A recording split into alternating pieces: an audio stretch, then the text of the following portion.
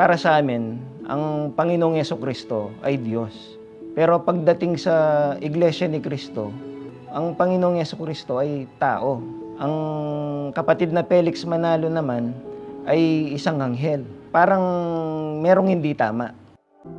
Inanyayahan po ako ni Ka Ariel Makaspak sa pamamahayag po sa lokal ng F. Manalo, Angeles City. Yung mga tanong ko po noon, nasagot po sa pagtuturo, umaakma po yung mga tanong ko sa mga nagiging leksyon po sa pagsamba. Kaya nagpasya na po ako na magpadoktrina. At yung sasalitay ng aking mga salita sa kanila. Sa panahon po ng pagdodoktrina, doon po ako naliwanagan sa mga naririnig ko po noon na inusig ko po. Yun pong 10%, hindi po pala totoo yun. Pasya po ng puso ang paghahandog. Ang ibig po palang sabihin ng kapatiran sa loob ng Iglesia ni Cristo ay yung mahalin mo ang iyong kapatid. At tungkol naman po sa Panginoong Jesucristo, tao po ang Panginoong Jesucristo, pero hindi po siya karaniwang tao.